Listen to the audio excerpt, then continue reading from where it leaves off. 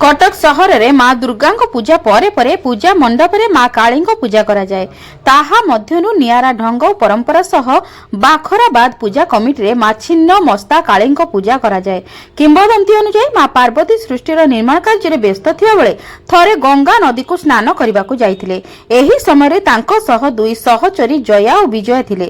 उभयों को प्रबल भोक हेबारु माँ को भोजन पाई कहिथिले, हेले भोजन पाई किछि नथिबारु माँ पार्वती निज मस्तक छेदन करथिले।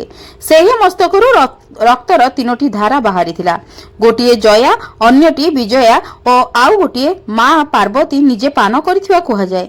भक्त कमिटी पक्षरु प्राय 6 दशंधि धरी माँ को छिन्न मस्ता रूपे पूजा करा जाय आसुची। एही कमिटी रे 1.5 क्विंटाल रु अधिक चांदीर मेढ़ लागुथिला बेले माँ को छिन्न मस्तक रे 1.5 किलो ओजनर सुनार मुकुट लगा जायछि।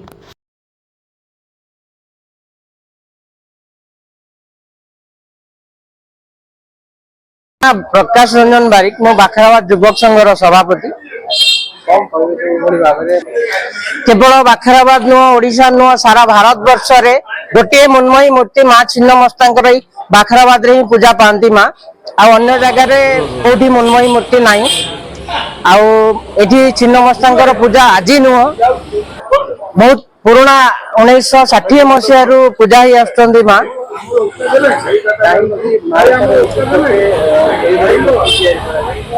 हाँ, ये जो मांकर 10 महादशा मध्य ये षष्ठ महादेवी छिन्नमस्ता माँ जेतबले मंदाकिनी नदी को जाइथिले माँ पार्वती स्नान करिया पई तांको सहित 2 जण सखी जाइथिले जो माने कि डाकिनी आ संकिनी सेमाने को क्षुधा लागिथिला। सेमाने माँ को आतुर होइके निवेदन करथिले माँ हमको खाइबा पई दियंतु। माँ तो सब माँ ना, माँ केबे भी छुआर पेट भोक सही पारेनी, तेणु करी माँ अन्य उपाय न पाई माँ जेहेतु कामातुर थिले काम देवता ऊपर ठिया होइचंती माँ, तेणु करी सृष्टि को बंचाइबा को जाई माँ निज शिर छेदन करथिले। माँ को ग्रीवारु 3टी रक्तधार उत्पन्न होइतला, गोटे सांकिनी और गोटे डाकिनी और गोटे माँ निजे पान करथिले।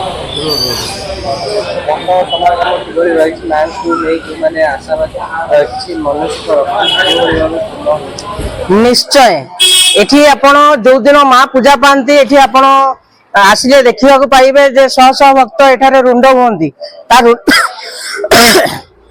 तार मुख्य कारण हला माँ को उपासना करिवार कारण कौन? माँ को उपासना कले राहु महादशा केतु महादशार उपशम मिले एवं संतान प्राप्ति जो माने निसंतान माँ को उपासना कले संतान प्राप्ति होता है। दुरारोग्य पीड़ित व्यक्ति यदि माँ को उपासना करे दुरारोग्य रु से उपशम पाई थाए। यही सब भक्त माने चारियाडू भारत वर्ष छुटे आम साई को एठार आसी सी जी जहाँ मनस्कामना पूर्ण करती माँ पाखे गुआ बसई मानसिक करती एवं तांकर मनस्कामना माँ पूर्ण करती।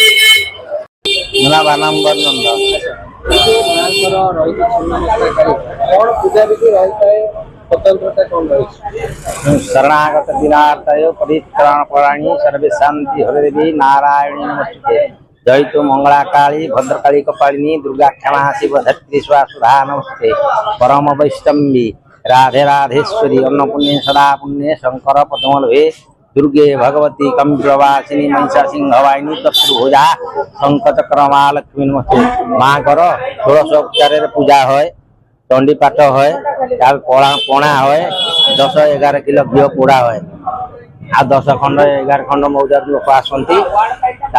माँ जो राहु दशा आमास्या पणा हुए, शनिवार सब पणा हुए, लोकंर सब मानसिक पूर्ण पूजा हो स्वतंत्र माँ जागृत से समय माहौल के थाए से समय भावना के माँ का भावना ठाकुर मानसिक पूर्ण कले माँ भावना पूर्ण कर जो राति निशा पूजा हुए कौन रही तार परंपरा ठाकुर जो चंडी पाठ हम 10 पूजा हम फास्ट हम 1 2 3 4 चार्टा पूजा होला पर पणा हांडी देव विसर्जन।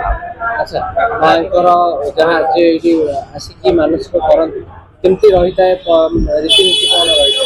रीतिनीति ठाकुर माँ पूर्व पुरुष आमर 100-200 वर्ष पर ठाकुर जो स्वप्न दिखती से माँ सब हुए चंडी पाठ हो যার মানসিক পূরণ হয় তার রাহু দশা হয় কার শনি দশা হুଏ অମାସିଆରେ ପଣା ଫଣା ହେଇକି ମାଙ୍କର ସମ୍ପୂର୍ଣ୍ଣ